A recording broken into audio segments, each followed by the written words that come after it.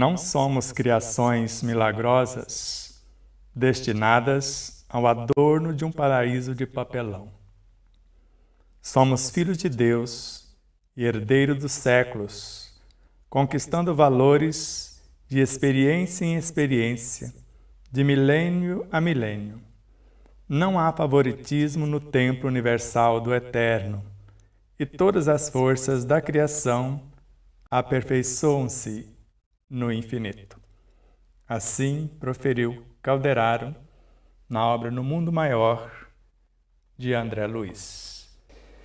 Hoje temos algumas surpresas, porque estamos findando a etapa inicial com Joana de Ângeles, apesar que temos conteúdos semelhantes às 8 etapas anteriores, somado a de hoje, a 9ª, para termos só o que já está pronto, umas 3.000 aulas como estas, só com o conteúdo de Joana de Ângeles. Isso que já foi preparado, previamente estudado na Fraternidade Espírita Joana de Ângeles, mas pouquíssimo aproveitado. Por isso nós estamos reprisando. Mas temos surpresas, porque a partir de hoje nós vamos findando essa etapa e lembrando a vocês com Allan Kardec, em Viagem Espírita de 1862, que antes de fazer a coisa para os homens, é preciso formar os homens para a coisa, como se formam obreiros antes de lhes confiar um trabalho. Por isso, todo esse preparo, todo esse aquecimento. Mas dentro do nome de Allan Kardec, curiosamente, porque antes vivera com ele, quando Kardec animou a forma com o nome de Jan Hus, ele era Jerônimo de Praga, o seu fiel escudeiro. Agora, como Hippolyte Léon Denisard Rivaio, o nome desse mestre que vai nos falar das potências da alma. Mas só um aquecimento antes de chegarmos nas potências da alma já vai dar 2 aulas só para fazermos um preâmbulo para depois chegarmos lá. Sem falar das outras obras, porque essa somente estará na primeira obra. E nós vamos explorar pelo menos 3 ou 4 obras para chegar a mais ou menos umas 10 aulas semelhantes às de Joana de Ângeles, por ser esta consciência um dos orientadores de nossa própria consciência. Estamos falando de Leon Denis. E nessa tela, com efeito, como poder-se-ia vencer o mal, o erro, a injustiça no mundo, se não se começar a vencê-la em cada ser em particular? Porque é isso que vamos ver com esse mestre. Na sequência, será a vez de Fernando Miramês de Olivídio, depois Ramatiz, e nós podemos estendendo por todos os mestres, porque na sequência será Pietro Ubaldi, e depois André Luiz, Emmanuel, não sei onde vai parar. Porque segundo os nossos orientadores, não faz sentido algum nós estudarmos o próprio livro. Isso não faz sentido. É uma perda de tempo, segundo eles, porque o livro é para vocês, os leitores. Nós, que colaboramos para a escrita do livro, não temos que explicar o livro. Algumas dúvidas, quando alguém se interessa em aprofundar na pauta após alcançar o que já está escrito, sim, é nobre, mas não explicar o próprio livro, que não tem sentido algum. Por isso, vamos estudar os mestres que participaram do livro, e muitos dos seus ensinos não estão no próprio livro.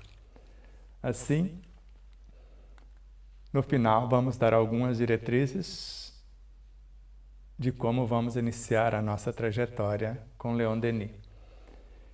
Mas dentro do projeto Despertar da Consciência, e mais uma vez vamos explicar, como consciência diretora, nós somos uma diminuta fração, procurando compreendê-la no meio onde nos encontramos. Mas na maioria das vezes distraímos-nos e obedecemos mais ao meio do que à nossa própria consciência.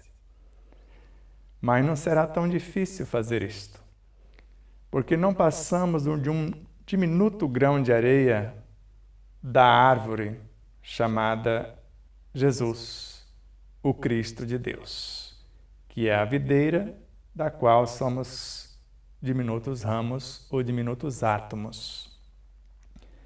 Mas estando como um ínfimo grão de areia, podemos surgir, despertar daí e usar a nossa própria mente para aprender a ler, a folhear o livro oculto em nós, começando por abri-lo em nossa consciência, que é uma emanação de nosso próprio espírito. E entender que, como espírito, tendo a mente em nosso favor, somos o centro da consciência individual que deveríamos estar usando a mente conscientemente. E esse espírito, como nós explicamos, ele é composto de vários Cristos, que são os vários departamentos já despertos, compondo a superconsciência na qual ele está inserido. E a partir dali, comanda tudo quanto existe em nós. E ele se expressa por intermédio de um desses Cristos, que é o nosso mentor, que é o nosso orientador, que é o nosso guia, que é o nosso guardião. E esse Cristo pode animar uma ou mais personalidades, dependendo do seu cabedal, do seu potencial, manifestando o próprio Espírito. Porque na sua imensa complexidade é o Espírito que se expressa por intermédio do eu superior para enfrentar no eu individual as experiências das personalidades já vivenciadas. E nós estamos falando apenas de uma, da qual somos a consciência diretora ou um ponto de autoconsciência pura, tentando geri-la com lucidez. E temos em nosso favor, além da mente que mostramos lá no início, o veículo de expressão da mente, que é o perispírito. O veículo de expressão do perispírito, que é o corpo. E esse todo, que nós chamamos de ser integral, com recursos imensuráveis ao seu favor, às vezes derrapa num mecanismo de autopunição, de insatisfação consigo mesmo, de insatisfação com o meio, entra num processo que nós chamamos de depressão, que segundo Sebastião Miguel de Lima, depressão é depreguiça de pensar. Sebastião Miguel de Lima. Mas para outros mestres, eles vão falar outra coisa, mas eu vou ficar só com essa frase. Somos uma consciência, temos um Cristo em nós nesta consciência, que é a essência que nutre e norteia essa consciência, e a semelhança de Joana de Ângeles, da qual somos meros pupilos, nós podemos fazer a diferença se quisermos, se soubermos e se agirmos. Que para a autora, na obra Convites da Vida, a fé é a flama divina que aquece o espírito e dá-lhe forças para superar tudo mágoas, desaires, revolta, traições e até mesmo a morte. Vamos analisar. Sabemos que a fé precisa de uma base, conforme Kardec no capítulo 19 do Evangelho segundo o Espiritismo. E a base é a compreensão perfeita daquilo em que se deve acreditar. Eu acredito porque tenho a certeza e só a tenho após a compreensão. Isso nós chamamos a fé raciocinada. Mas quando chegamos ao estágio da fé vivenciada, eu sou o que penso, eu vivo o que falo. E quando chegamos ao estágio de renúncia de nós mesmos, atingimos a fé inquebrantável. Aí nos entregamos ao holocausto, sem queixas, sem questionamentos. O máximo que perguntamos: que queres que eu faça? Ou que eu te faça? Ou para que devo agir? Então, se ela é uma flama divina que aquece o espírito em todos os seus estágios, porque nós somos espíritos com E maiúsculo, trabalhando o energismo espírito com E minúsculo em suas imensuráveis modulações, para dar forças a nós e a tudo que nós existe, para superar tudo. Não apenas mágoas, desaires, revolta, traições, mas até mesmo a morte. Porque para nós ela não existe. É apenas um momento de transição. E o máximo que alguém pode fazer conosco neste meio em que nos encontramos é nos magoar se permitirmos.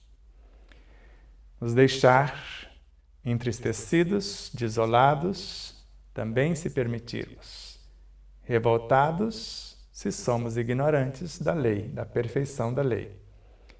Ninguém trai quem quer que seja, o máximo que traímos a nós mesmos. E morte é um processo de transmutação de um estágio para outro. E hoje a proposta, dentro do nosso slogan, só é feliz quem é livre, só é livre quem assume responsabilidade, na 9ª parte, a segunda parte extra, é esta: depressão. É do seu interesse? E não é só depressão, causas prováveis e possibilidades de cura. Se interessou? Eu estou interessado, porque já passamos por isso. E remédio nenhum cura a depressão. Vamos ver o que cura de fato, embora eles possam ajudar. Mas cura, não há cura para a depressão, senão a nossa conscientização e transformação. Vamos fazer uma breve introdução. Da obra Amor, Imbatível Amor, Joana de Ângeles assim se expressa, recordando alguma coisa e acrescentando outras. O ser é a soma de muitas reencarnações, nas quais esteve na condição de personalidades transitórias, cujos conteúdos foram-lhe incorporados, formando-lhe a individualidade. Nós vamos parar aqui para explicar agora com outro formato essa tela. Então nós, como seres imortais, como espíritos, somos a soma de muitas, de milhares, milhões, bilhões, quiçá trilhões de encarnações, nas quais estivemos na condição de personalidades. Ora animamos uma, e essas personalidades são transitórias, porque são constituídas de subpersonalidades. vícios ou virtudes, com seus veículos de expressão, e essas subs são compostas de coisas menores até remontar à origem do ser. E esses conteúdos foram sendo incorporados em cada uma das personalidades, aos Cristos, à individualidade, para não só formá-la, mas para expandir e também iluminar.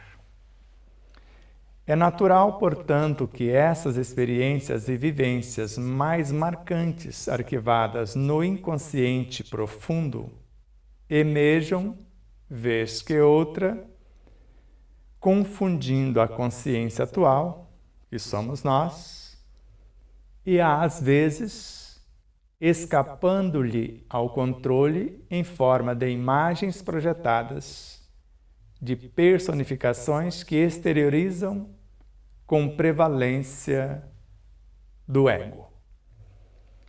Então, em parte aqui já falamos. Então, isso é natural nesse trânsito por vários mecanismos encarnatório ou reencarnatório.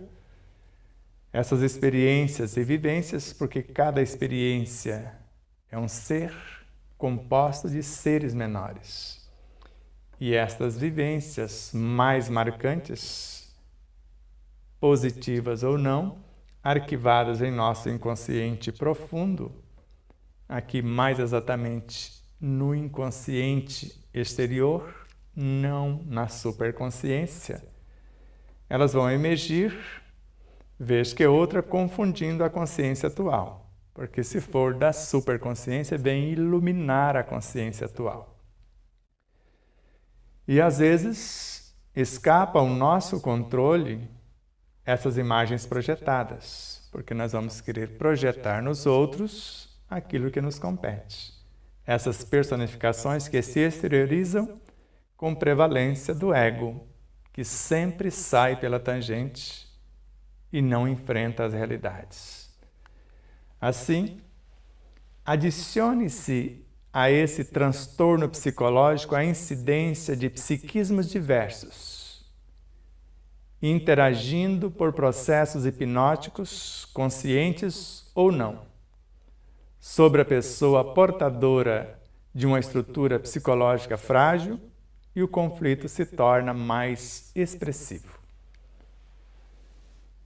Então, agora vamos adicionar aquilo que já nos perturba por nossa vez, por estarmos na frequência e vibrando no mesmo diapasão. A incidência de psiquismos afins, múltiplos, diversos em todas as expressões do ser e do saber. E agora interagindo conosco em processos hipnóticos, induzindo-nos aos equívocos. Estejamos conscientes ou não desse hipnotismo. E nós, que temos a estrutura psicológica frágil, que desconhecemos a nós mesmos, o conflito se torna mais expressivo e recebe o nome, muitas vezes, de depressão ou de parasitose espiritual, que nós chamamos de obsessão. Dias gloriosos é a obra da vez. As doenças mais graves são aquelas que se originam na alma, espraiando-se pelo organismo físico e transformando-se em processos degenerativos, infecciosos, produzindo dores, ou se exteriorizam como conflitos que se convertem em transtornos psíquicos, cuja gravidade se encontra em razão da causa produtora. Tome água, respire fundo e vamos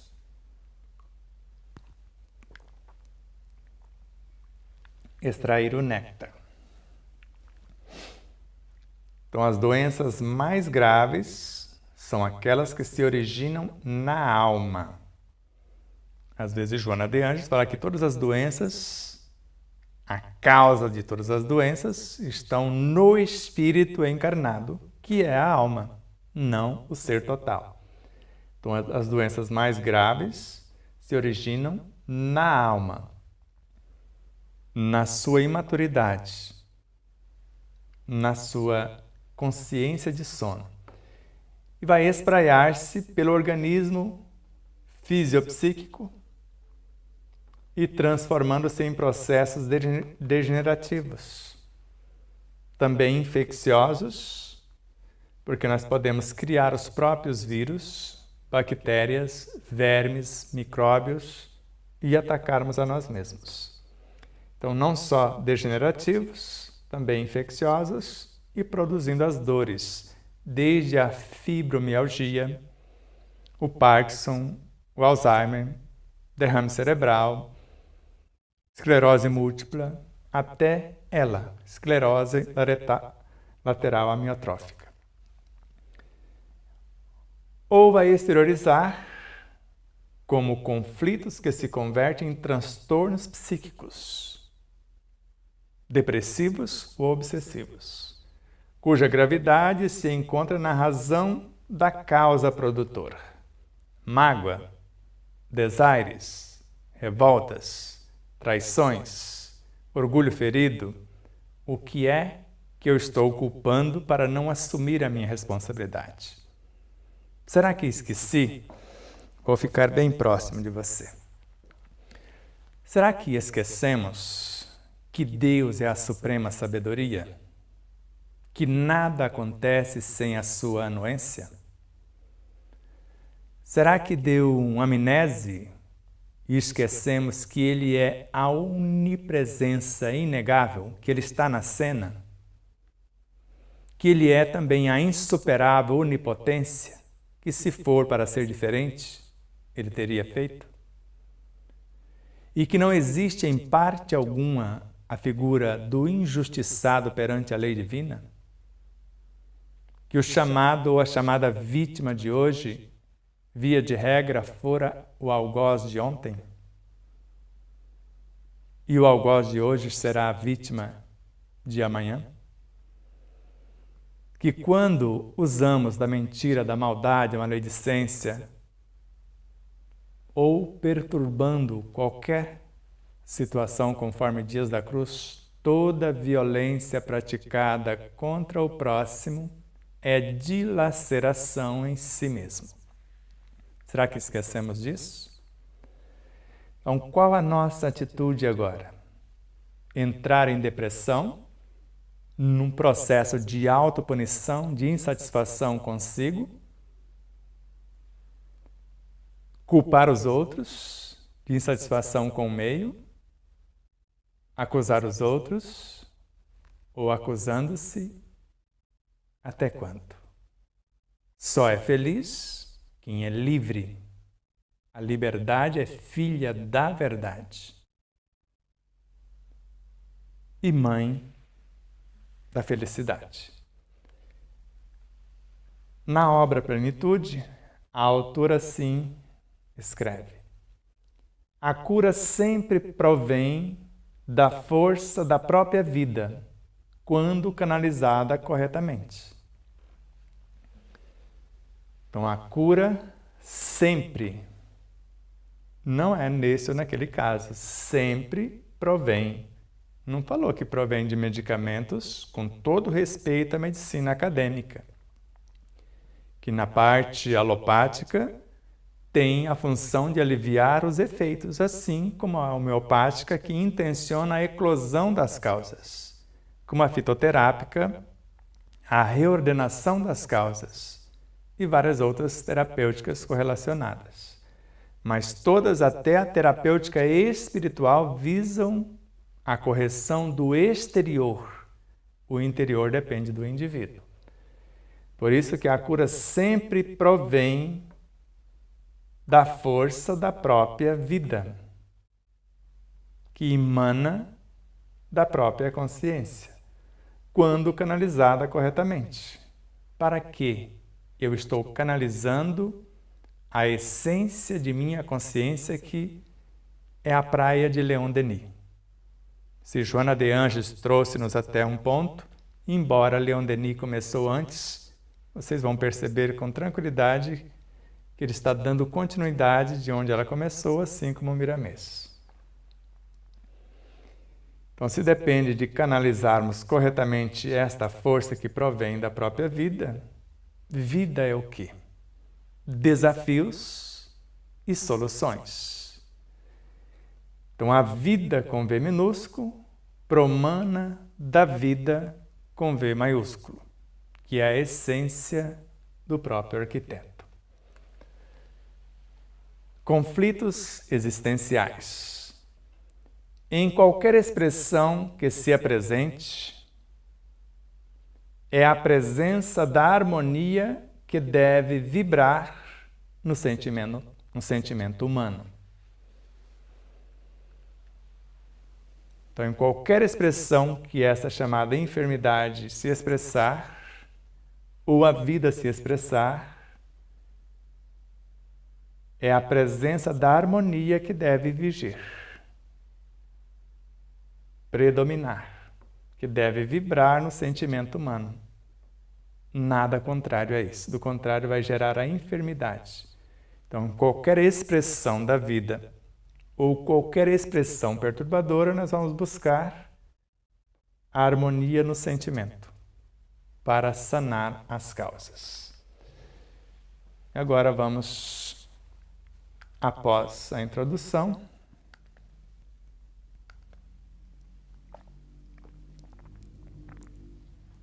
dentro da temática depressão, causas prováveis e possibilidades de cura, vamos fazer um breve preâmbulo do conceito para nós outros de depressão.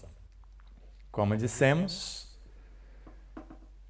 via de regra, ela começa em 2 pilares: a insatisfação consigo mesmo, a insatisfação com o meio. Como é isso? Quando eu me esforço ao extremo após estudar, compreender, ir à luta e não sai como eu planejei. Processo de autoculpa, de autopunição. Onde foi que eu errei? E às vezes não há erro algum. Só me faltou mais vasto conhecimento, mais amplas repetições, até atingir o intento. Ou quando planejo, faço, sai até melhor do que planejei. Mas sou pago com a ingratidão. Além de ser pago com a ingratidão, ainda várias situações ocorrem de desmerecimento, de desestímulos da minha própria atuação. Aí eu entro num processo de insatisfação com o meio. E às vezes a depressão, que começa com a insatisfação consigo e agora com o meio, pode chegar até ao suicídio. E quando isso acontece, eu não estou me suicidando, eu estou me vingando da sociedade, que é uma das maiores causas de suicídio. Vamos lá. Vitórias ou vitória sobre a depressão é a obra. Pode-se afirmar que a depressão é a ocorrência que se manifesta como um distúrbio do todo orgânico e resulta de problemas do quimismo neuronal, com a falta de alguns dos neuropeptídeos ou neurocomunicadores responsáveis pela alegria, o bem-estar, o afeto, tais como a dopamina, a serotonina e a noradrenalina. Então, quando a autora fala pode-se, ela não está fechando questão, está em aberto. Então, há um dos mecanismos. Então, podemos afirmar que a depressão também pode ocorrer quando ela manifesta como um distúrbio orgânico, em nosso todo orgânico, quando interfere na química neuronal, em nosso sistema nervoso central e periférico, com a falta de alguns neuropeptídeos, que é a aglutinação de neurotransmissores, e também neurocomunicadores responsáveis pelas sinapses e, na sequência, interferindo no sistema endócrino ou endocrínico, vão produzir as leis responsáveis pela alegria, bem-estar, o afeto. São o caso dos hormônios dopamina, serotonina, noradrenalina, os hormônios que nos motivam e nos propiciam alegria, bem-estar e os estímulos para o exercício da afetividade. Quando esse quimismo neuronal é perturbado, cessa a criação desses elementos, principalmente quando a revolta, a mágoa, as traições, os desaires toma conta e tudo isso cessa e nós vamos criar a adrenalina, né, o cortisol e vários outros elementos, os radicais livres e elementos agressivos. Na mesma obra, aprofundando-se, porém, a sonda investigadora a respeito desse cruel distúrbio comportamental da área da afetividade, a doença se exterioriza em razão do doente, que é sempre o espírito reencarnado em processo de reequilíbrio dos delitos anteriormente praticados. Então, se ela começou como possibilidades, pode afirmar que é o quimismo neuronal. Mas se eu aprofundar a sonda da investigação a respeito desse cruel distúrbio comportamental na área da afetividade, porque eu me isolo, eu não quero relacionar com ninguém, e às vezes nem comigo mesmo, então a doença pode exteriorizar-se em razão de mim mesmo, do meu patrimônio, que eu não sou uma figura milagrosa, um adorno de um paraíso de papelão, como nós vimos com Calderaro no início. Sou herdeiro de mim mesmo, dos séculos, de milênios.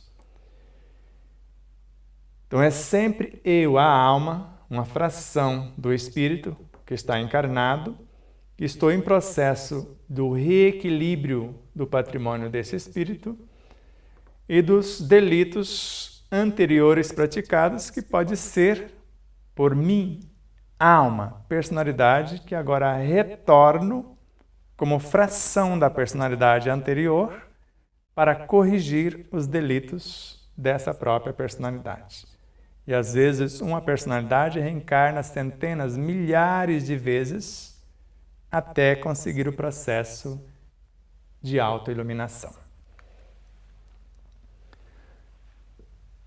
Desse modo, quase todas as terapêuticas da atualidade, contribuindo para o reajustamento das neurocomunicações, as sinapses, através dos medicamentos eficientes, assim como de incontáveis propostas de libertação do paciente, deve ter em vista a recomposição moral e espiritual do mesmo, sem as quais não há cura. Se agora vimos que, aprofundando a sonda investigadora, vemos que nós estamos perturbadinhos hoje, querendo transferir responsabilidades outra vez, fugindo da nossa própria problemática. Então nós vamos encontrar terapêuticas na atualidade que vai contribuir com o reajustamento das neurocomunicações. Tem medicações que podem ajudar a dar uma compensada nisso. Medicamentos eficientes, mas quase, ou se não todos, nos deixam dependentes deles, porque nós já fomos. Então, todos os psicotrópicos, eles interferem diretamente numa tela etérica que está entre o corpo emocional e o corpo vital, o chamado modelo organizador biológico.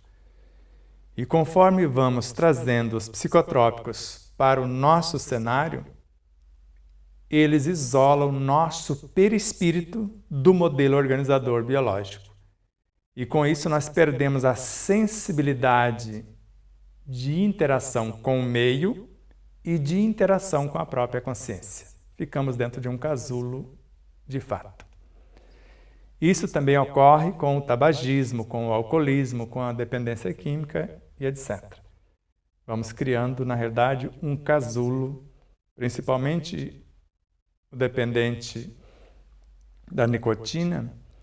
Se ele fuma durante 50 anos, segundo Joana de Ângeles, Divaldo Pereira Franco, quando desencarna, vai ficar 50 anos, equivalentes aos anos físicos, para dissolver o casulo que foi criado nos 50 anos de fumante.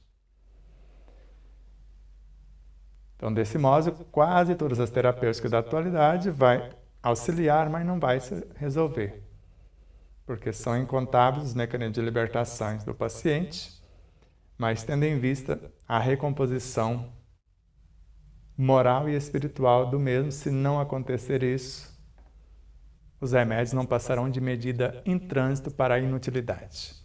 Como ensina-nos Emmanuel na obra Pão Nosso, na lição Socorre a Ti Mesmo, no último parágrafo, consagra-te à própria cura.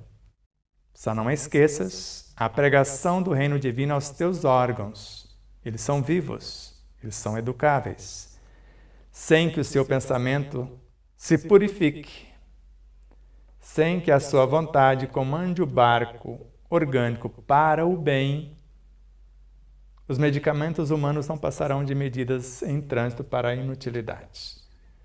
Então, por mais que sejam eficientes, se não mudarmos moral e espiritualmente, sem chance. Avançando, agora o estudo em si. A mesma obra. Identificada desde priscas épocas, com denominações variadas, como melancolia, psicose maníaco-depressiva e, mais recentemente, como transtorno depressivo, no Ocidente foi estudada mediante os recursos da época pelo eminente pai da medicina, Hipócrates, 24 séculos atrás, sendo discutida por Galeno e muitos outros até a atualidade, permanecendo, no entanto, agressiva e dominadora, desafiando as conquistas da inteligência e do sentimento.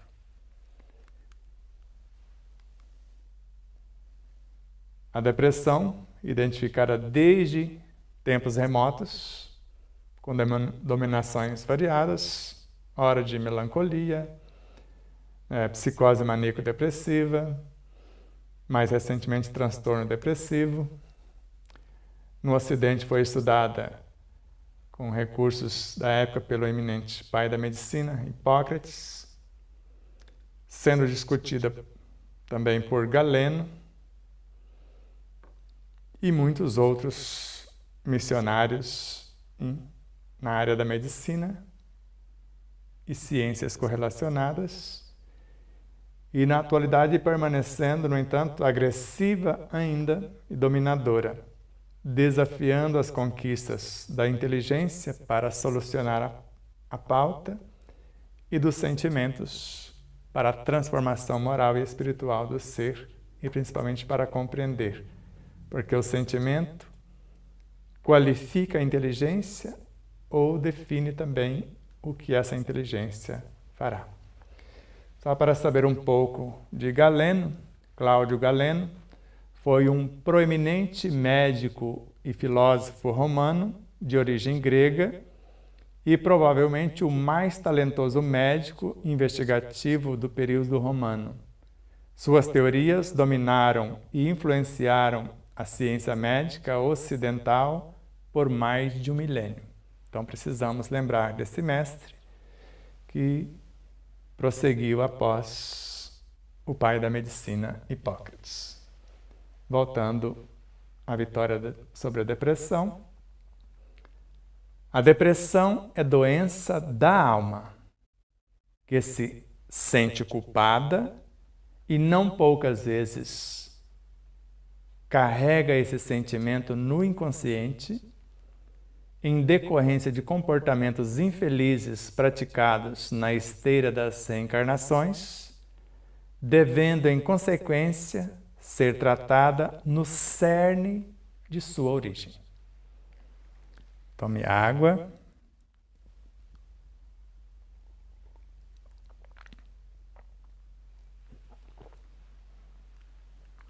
Mais uma vez repetimos. A depressão é uma doença da alma, nossa, como pontos de autoconsciência pura, aprendendo a conhecer-se e a se conduzir nobremente. Que nos sentimos culpados quando equivocamos e não poucas vezes carregamos os sentimentos dessa culpa no inconsciente, criando o cenário, eclodem essa consciência de culpa às vezes de maneira que nós ignoramos. Em decorrência dos nossos comportamentos infelizes praticados na esteira das reencarnações, milênios sem conta,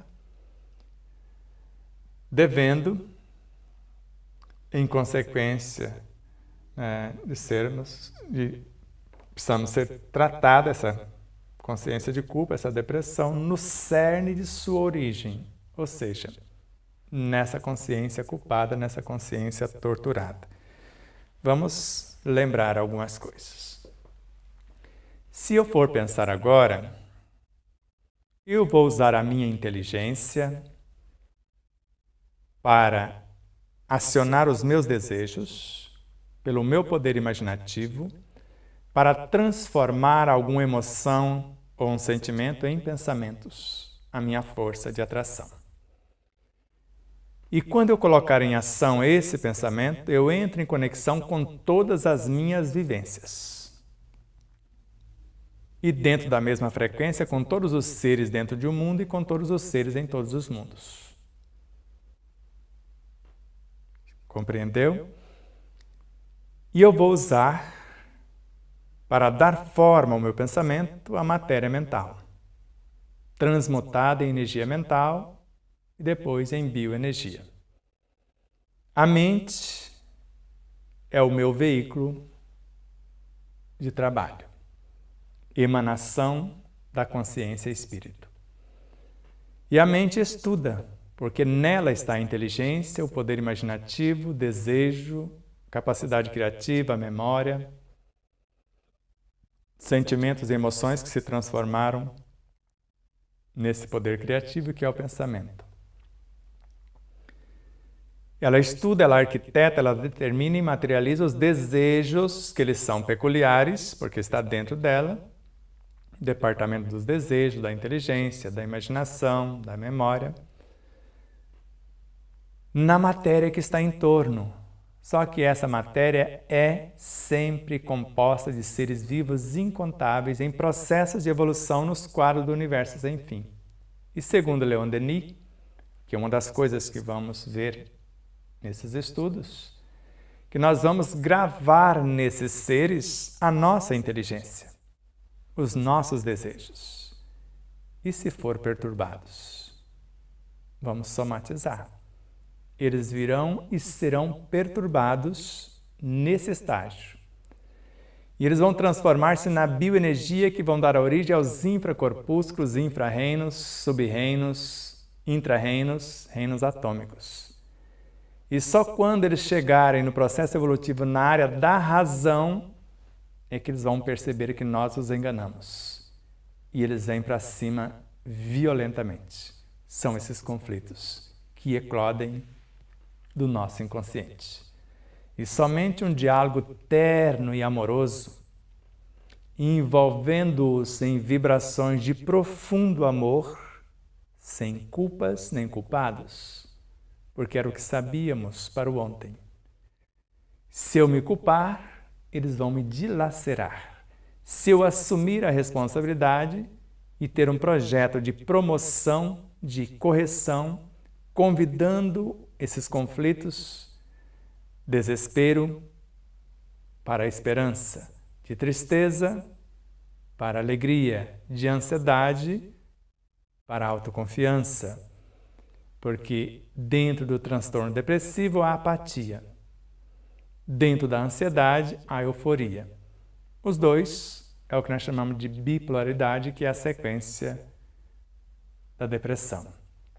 Depois, vários outros estágios até chegar no pânico. Então não é tão difícil. Agora precisamos querer, saber e agir, para que nós possamos ir no cerne de sua origem e ressignificar a pauta em foco. Além de todos os fatores que a desencadeiam, ao Espiritismo coube a nobre tarefa de demonstrar que também existem outras causas as de natureza espiritual, contribuindo para o surgimento e manutenção da problemática na área da saúde, que se traduzem como transtornos obsessivos de grave incidência. Então, além de tudo que já falamos até agora, do quimismo neuronal perturbado, dos vários psiquismos que se assomam, da consciência culpada e etc., agora nós temos no Espiritismo demonstrando as causas de natureza espiritual que vão agravar a situação, contribuindo com o surgimento para a manutenção da problemática na área da saúde, psicobiofísica, moral e espiritual, que se traduzem como transtornos obsessivos de grave incidência, que pode começar com obsessão simples, ir para um processo de subjugação e terminar com um processo de possessão, onde nós perdemos o total controle da própria vida.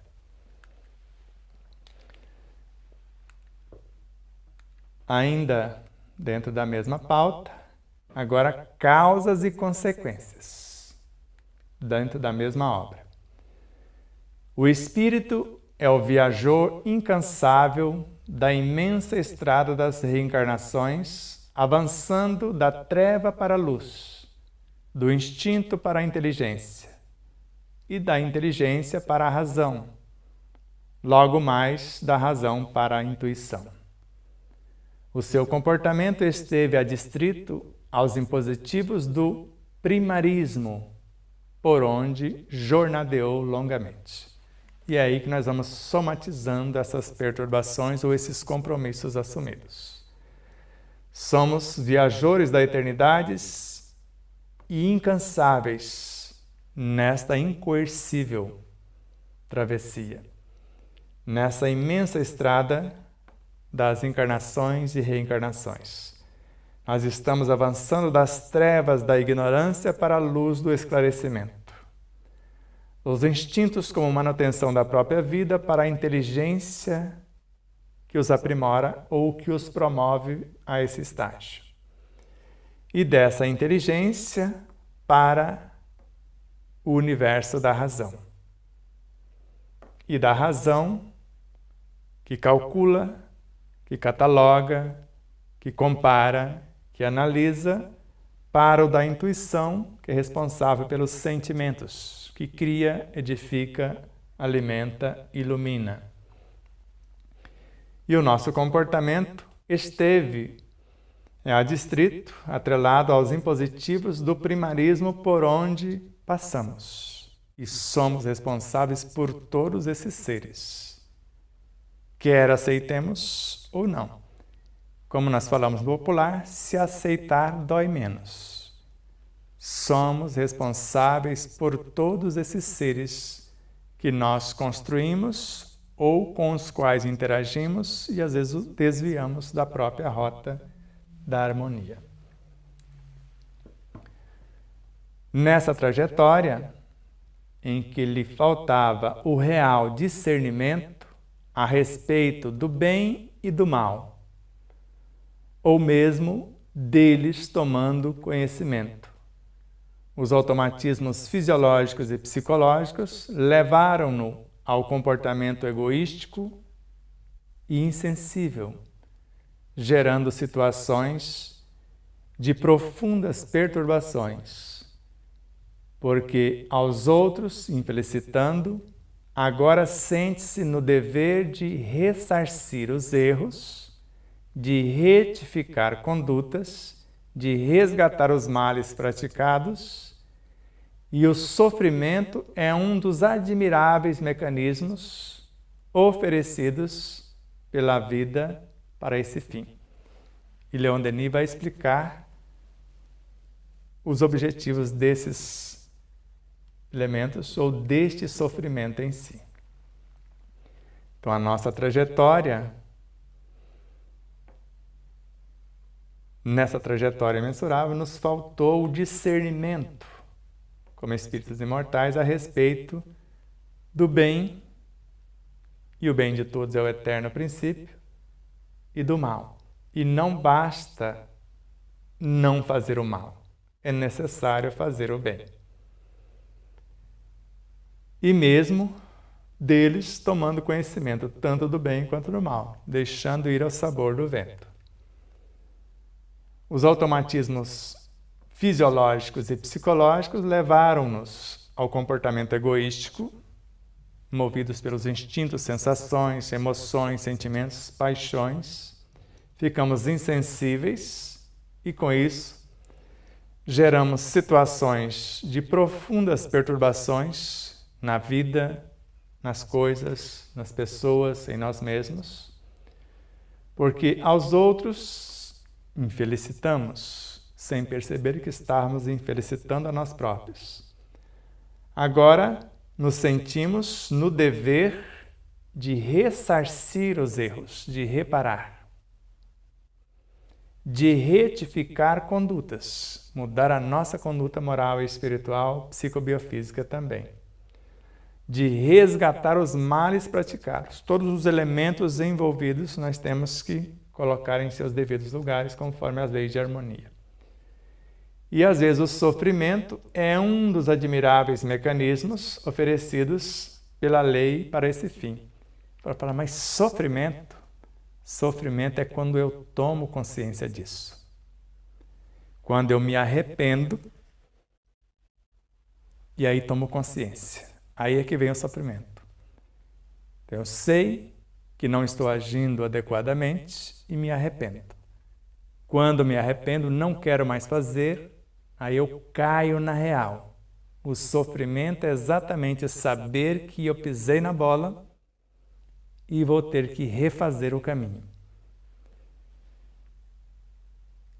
E o bem-estar, a libertação, virá quando eu começo a reparar os erros, a retificar condutas, a resgatar os elementos envolvidos nesses males praticados e ficar com a consciência em paz, porque o sofrimento é filho da ignorância. Se o conhecimento me leva ao esclarecimento, eu me liberto do sofrimento quando coloco o sentimento, o conhecimento em pauta, e a isso chamamos discernimento. Ainda na mesma obra, porque, situando-se na mesma faixa de desenvolvimento afetivo, suas vítimas, que o não perdoaram, permanecendo na erraticidade, fora do corpo, e reencontrando-o no corpo, investem com fúria contra a sua paz, na desenfreada loucura da perseguição insana, em que também se comprometem, dando lugar aos lamentáveis processos de depressão por interferência obsessiva, que são muitos, muitos mesmos. Então, partindo daqui, o nosso sofrimento é um mecanismo de tomada de consciência para colocar em pauta o conhecimento e conseguir o discernimento. E agora, situando na mesma faixa de desenvolvimento afetivo esses seres extrafísicos que antes foram nossas vítimas, hoje somos as vítimas, ontem fomos os algozes, eles não nos perdoaram. E eles permaneceram fora do corpo, na erraticidade, e nos reencontraram no corpo. E agora investem com toda a fúria, perturbando-nos a paz. Nessa desenfreada loucura de perseguição insana, sem perceber que eles estão se comprometendo também, porque eles se comprometem perseguindo-nos porque eles não são vítimas de nós. Vítimas de hoje, algozes de ontem. Então, se eles tivessem compreendido que, como vítimas, estavam ressarcindo, corrigindo-se, modificando-se, teriam evitado. E agora estão cobrando o que não tem direito. E dão lugar a lamentáveis processos de depressão por interferência obsessiva. E chega ao estágio de subjugação, de possessão, que se separar, o encarnado morre se tirar o obsessor. Tem que tratar os dois simultaneamente. Podemos mesmo asseverar que, na maioria dos transtornos depressivos, a causa apresenta-se como de natureza espiritual, ou após desencadeada pelos fenômenos orgânicos, fisiológicos, psicológicos ou fisiológicos, tornam-se mais complexa em razão da influência perniciosa dessas personalidades desencarnadas. Vamos tomar mais água.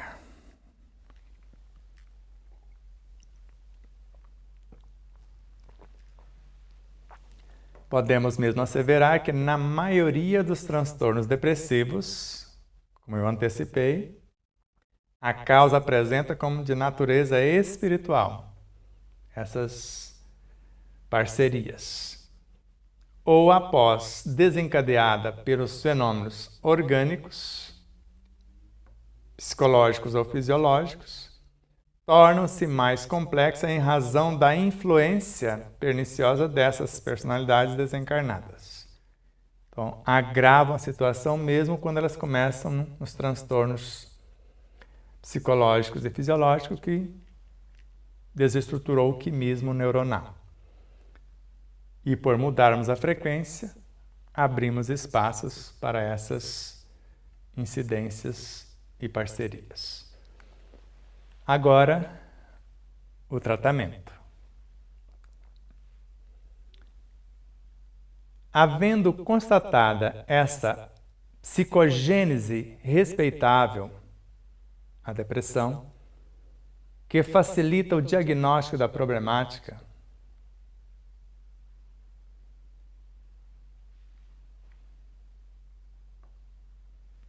contamos a gênese psíquica.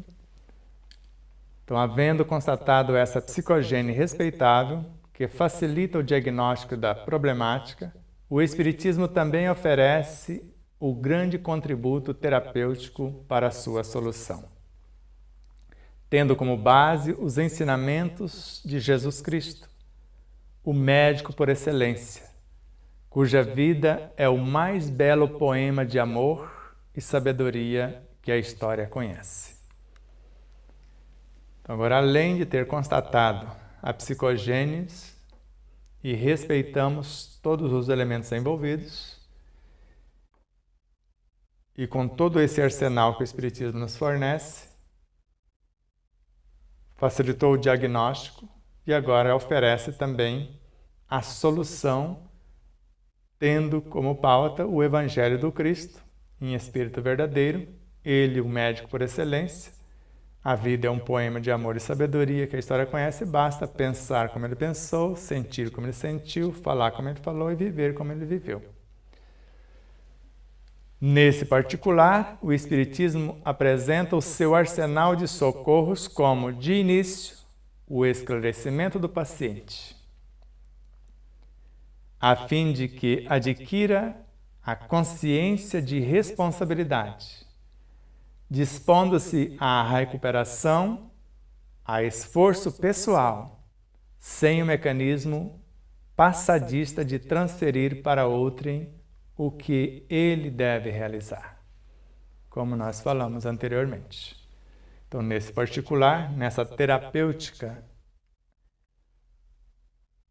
e nesse diagnóstico, que chegamos ao cerne da psicogênese que nos facilitou o diagnóstico, a proposta é Jesus. Agora, nesse arsenal de socorro, de início nós vamos esclarecer que não existe vítima perante a lei divina. Somos autores do próprio destino. E a fim, com esse esclarecimento, que ele adquira a consciência de responsabilidade, fazer o que lhe cabe para mudar as suas frequências, suas vibrações e curar-se. E curar aqueles que estão na mesma frequência. Dispondo-se à recuperação, a esforço pessoal, ninguém fará por ele, sem o mecanismo passadista de transferir para outro o que ele deve realizar. Então nós vamos orientar, esclarecer, motivar, mas não podemos fazer por ele o que lhe deve, o que lhe é responsabilidade pura e simples. Logo depois desse esclarecimento, dessa responsabilidade assumida, o empenho para conseguir a própria transformação moral para melhor, no que irá contribuir para amainar o ódio, o ressentimento das suas vítimas de ontem que, sensibilizando-as pela sua mudança de comportamento, resolverão por deixá-lo entregue à própria sorte. Somente assim. Ou elas se modificam juntamente conosco, ou a lei não permite que fique mais na nossa frequência.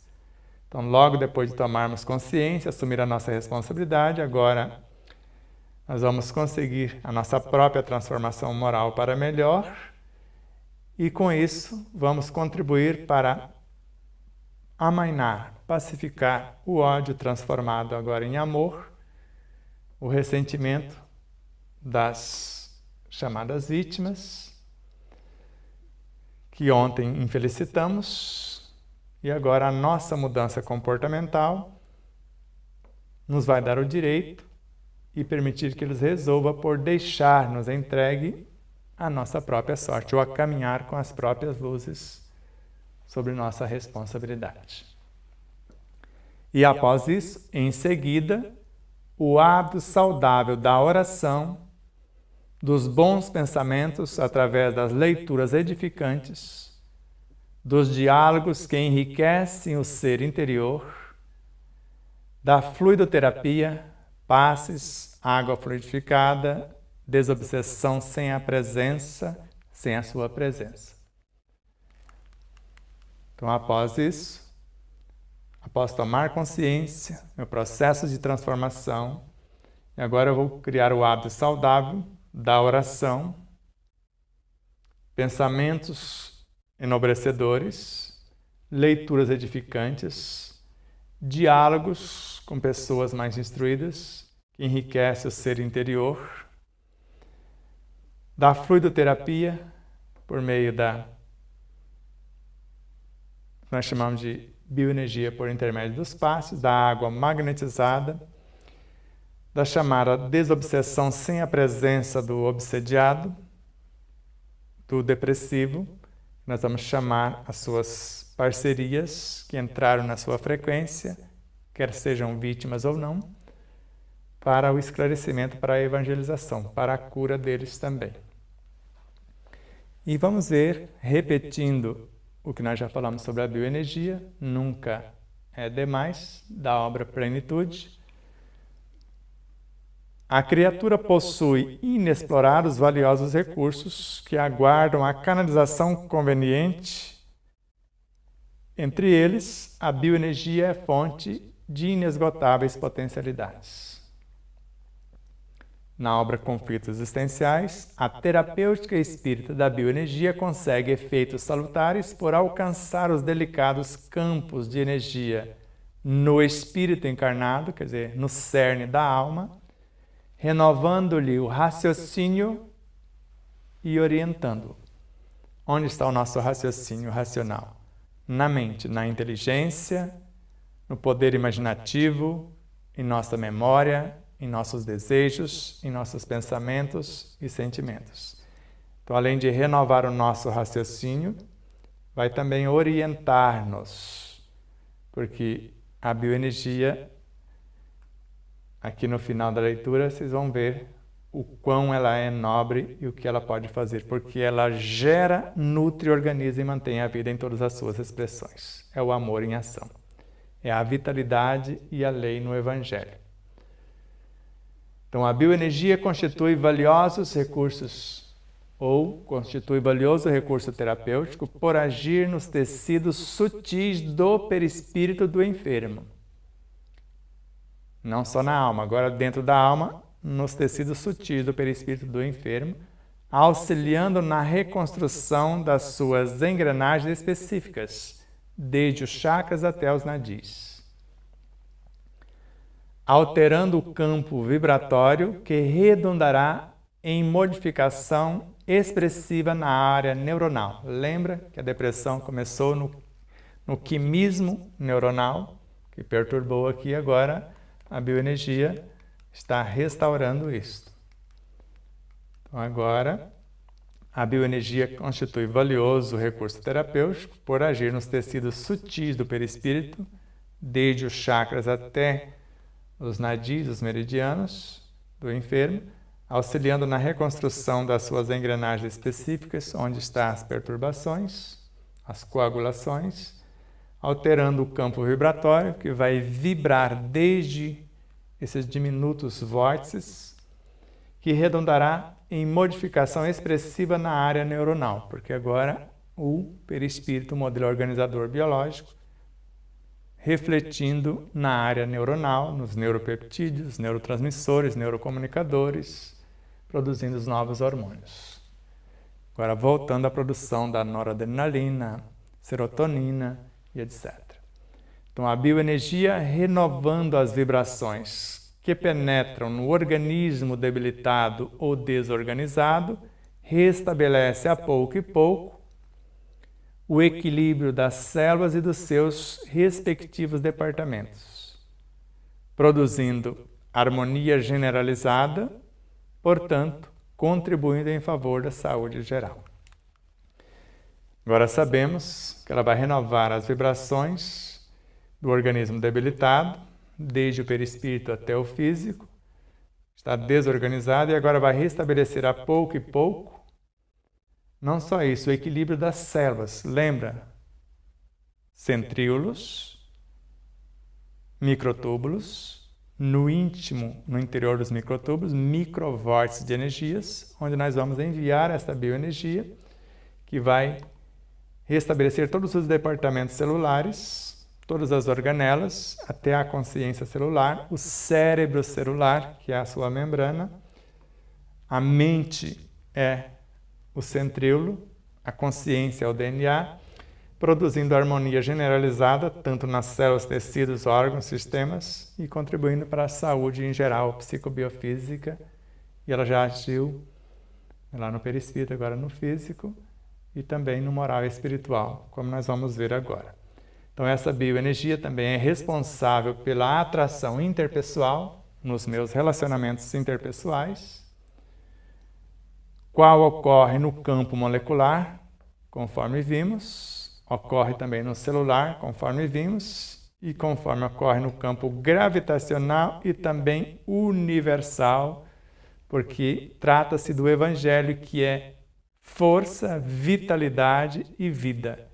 E essa força, vitalidade, gerando vida, está tudo na bioenergia, que é o princípio vital, gerando a vida. O fluido vital nutrindo a vida. E a energia vital organizando e mantendo a vida em todas as suas expressões. E esta bioenergia é captada pelo perispírito, nele interfere através do campo que se exterioriza, facultando renovar as forças ou perturbá-las de acordo com o tipo de descarga que propicia, porque o perispírito é o veículo da mente. eu estou usando o departamento da inteligência, da imaginação, do desejo, da memória, para criar pensamentos, para canalizar e enriquecer os consentimentos.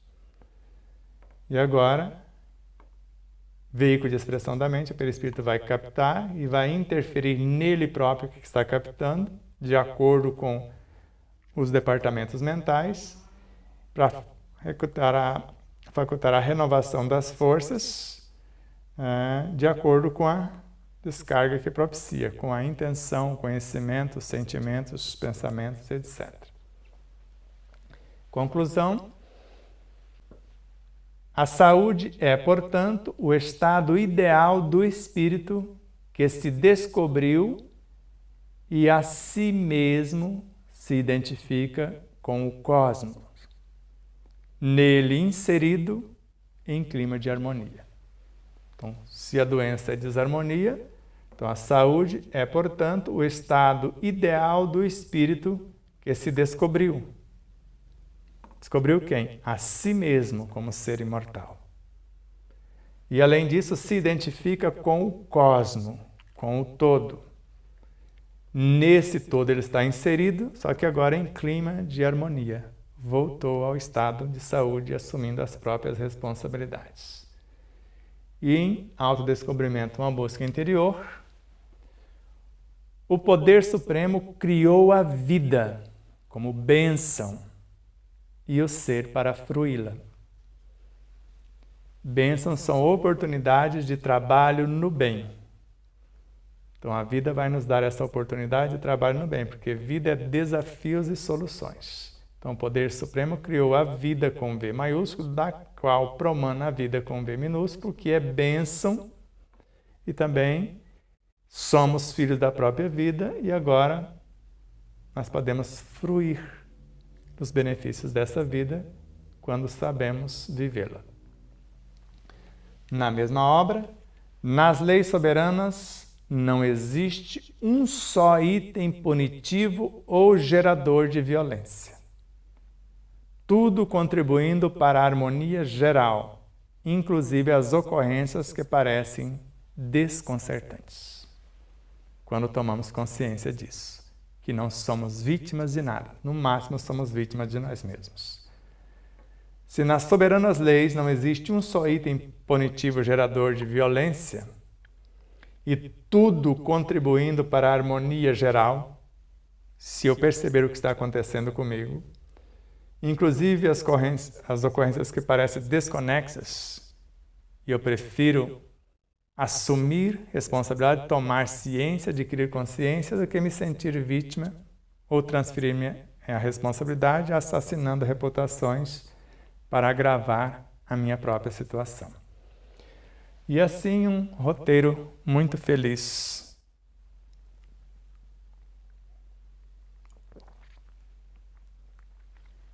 Da lição Amor, Justiça e Caridade da obra No Rumo da Felicidade, que analisa a 10ª lei moral do Livro dos Espíritos, propostas por Kardec, Lei de Justiça, Amor e Caridade. Joana assim sintetiza: o amor compreende, a justiça corrige e a caridade salva. Então a função do amor é compreender a situação. A função da justiça é corrigir a situação infeliz, se for o caso. E a caridade é iluminar, salvar a criatura da atitude infeliz. Ainda Joana de Ângeles, na mesma obra, o amor vai consolar, a justiça vai disciplinar e a caridade vai erradicar o mal, porque ela ilumina a situação. Então agora o amor vai consolar porque ele gera, nutre, organiza e mantém a vida. Então leva o consolo de todos os mecanismos de recomposição. A justiça vai traçar o roteiro para que haja a disciplina, a reparação. E a caridade vai erradicar, vai culminar com o processo de iluminação consciencial. O amor se expande em esperança e paz, quando assim age. A justiça fornece os meios de se perseverar, a segurança e a harmonia, de repararmos com segurança, restabelecendo a harmonia, e a caridade a tudo vitaliza e sustenta, gerando entusiasmo e alegria de viver, porque é um processo de iluminação de si próprio, de libertação consciencial. E finalizando com Francisco de Assis, que é uma árvore cujo um galho é Joana de Ângeles, pregue o Evangelho em todo o tempo. Se necessário, use palavras. E façamos nós um mantra dessa recomendação de Francisco. Sejamos o Evangelho vivo em espírito verdadeiro. E agora o bônus. É interessante o bônus de hoje. Vamos conversar aqui. Esse bônus é apenas um parágrafo e hoje dividimos ele em 3 telas. Só que esse parágrafo, na Fraternidade Espírita Joana de Ângeles, quando apresentamos as propostas, porque apresentar, como nós estamos apresentando aqui, essas 9 etapas, é moleza. Só que esta tela, um parágrafo, aprofundando a pauta, nós ficamos 6 meses, tem mais de 5.000 telas para estudar esse parágrafo. Vamos lá. Da obra Vida, Desafios e Soluções. Jesus, o mais notável psicoterapeuta que a humanidade conheceu, afirmou: vós sois deuses e podeis fazer tudo quanto faço e muito mais se quiserdes. E acrescentamos, se souberdes, se agirdes. E segue a pauta. Trata-se de uma proposta desafio para seres amadurecidos psicologicamente, capazes de ambicionar o além do habitual e que estão dispostos a consegui-lo. Para lograr o êxito nesse tentame é necessário possuir autoconfiança e fé. Essa certeza coerente que existe entre o desejo e o poder realizar, saindo do mesmismo perturbador das ambições exclusivamente de natureza material e imediata. Vamos voltar. Então, se somos deuses e temos como modelo e guia o maior psicoterapeuta que a humanidade já conheceu, e a frase, de fato, é um decreto: farão coisas maiores do que agora faço, pois sois deuses. E a proposta de Joana de Ângeles fala que é uma proposta que é um desafio para seres amadurecidos psicologicamente. E a primeira lição é a trajetória do amadurecimento psicológico do ser, que está na obra O Ser Consciente.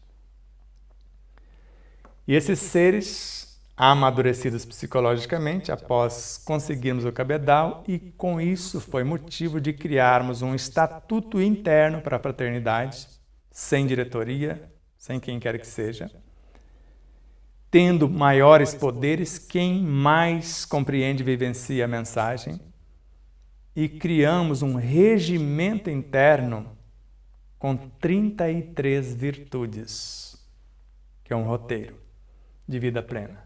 Tudo dentro desse parágrafo. Esses seres são capazes de ambicionar o além do habitual, o que todo mundo está acostumado a fazer. E que estão dispostos a consegui-lo. não importa o preço. Porque trata-se da própria libertação. E para lograrmos o êxito nesse tentame, neste projeto, nessas tentativas, é necessário possuir autoconfiança, conhecer os próprios potenciais. Aí entra a trajetória do autoconhecimento, autodescobrimento, autoamor, autorrealização, autoiluminação e fé. Fé raciocinada, fé vivenciada, fé inquebrantável. Essa certeza coerente entre o desejar, departamento mental, e o poder realizar, desde a razão à intuição. Saindo do mesmismo perturbador, que a maioria está patinando, das ambições exclusivamente de natureza material transitória, com as quais sofremos, entramos em depressão e etc., imediata, que às vezes a gente quer para ontem. E agora o que nos interessa é a paz e consciência à luz do dever fielmente cumprido.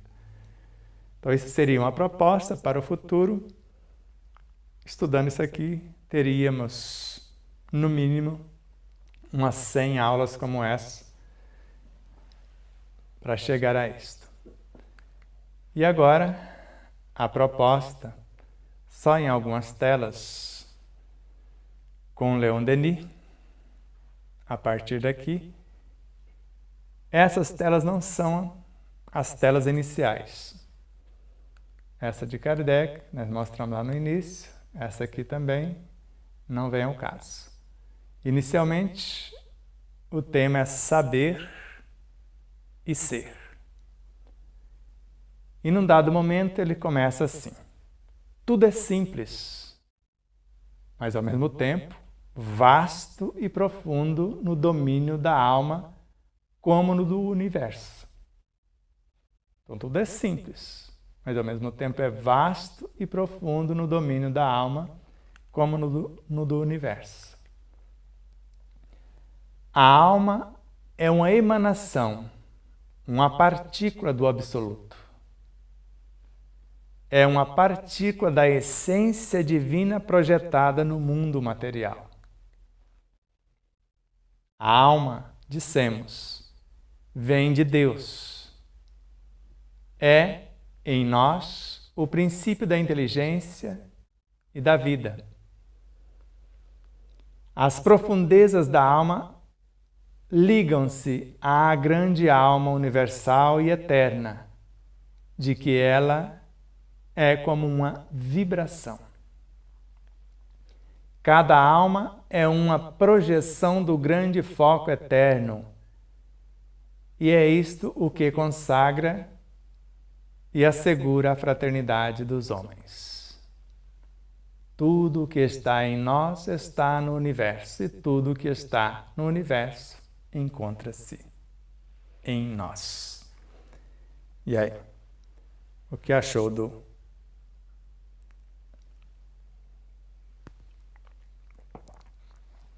Mechan?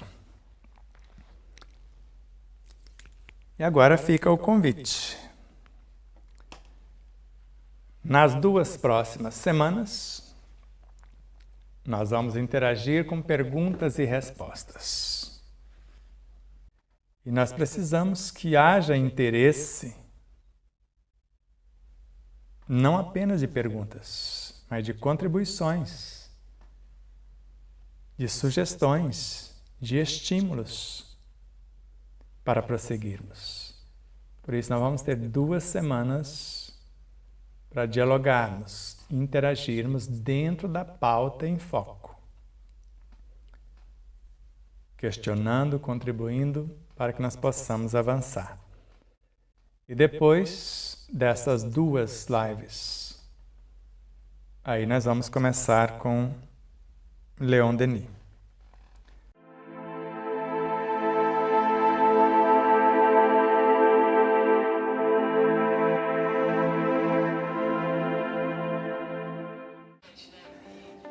E mais uma vez, minha consciência está me lembrando para que você não esqueça de curtir, compartilhar, fazer seu comentário, tudo isso. O que é mais importante aqui no YouTube, por exemplo.